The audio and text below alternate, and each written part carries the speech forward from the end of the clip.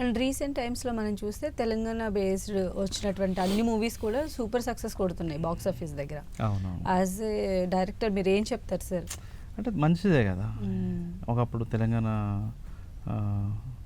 అంటే తెలంగాణ సినిమా అంటే తెలంగాణ కథలే ఉండేది. పాలిష్ చేయకండి, చెప్పండి.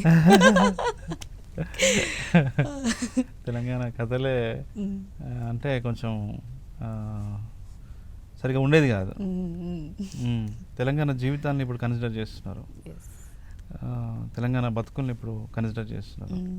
తెలంగాణ భాషకి యాసకి ఇప్పుడు ఒక మార్కెట్ ఏర్పడింది. తెలంగాణ ఇప్పుడు ఒక మార్కెట్ వస్తువు. అది దాన్ని మనం పాజిటివ్గానే చూడాలి. మన గిరాకీ ఉందంటేనే కదా మనల్ని ఎవరైనా పట్టించుకునేది. అంటే స్టోరీ లైన్స్ అన్నీ కూడా అంటే చాలా రూటెడ్గా మనం చూసినట్లయితే కష్టాలు, కన్నీళ్ళు, స్ట్రగుల్స్, ఎందుకు తాగుడు, ఎంజాయ్ చేసుడు కూడా ఉంది కదా.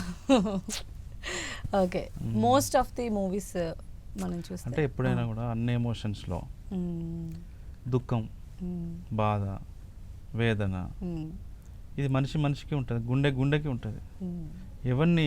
ఏ గుండె తట్టి ఇట్లా కదిపిన బోరుని ఏడ్చే మనుషులు ఉంటారు. ప్రతి మనిషికి ఒక జీవితం ఉంటుంది, ఆ జీవితంలో బాధ ఉంటుంది, బంధాలు ఉంటాయి, బంధాల మధ్యలో ఉండే సంక్లిష్టత ఉంటుంది, డ్రామా, హ్యూమన్ డ్రామా ఉంటుంది. కాబట్టి అది ఎప్పుడు సెల్లింగ్ పాయింట్. నువ్వు Oscar best actress, best actress అని ఆస్కార్ అవార్డు ఇచ్చిన ప్రతి క్యారెక్టర్ కూడా ఏడుపు క్యారెక్టర్లే ఉంటాయి. బాగా ఏడిస్తే అది అట్లా అంటే అదే అంటే వెటకారంగా చెప్పట్లేదు, మనసుల్ని కదిలించేటువంటి ఇది ఉంటుంది, అది హృదయం.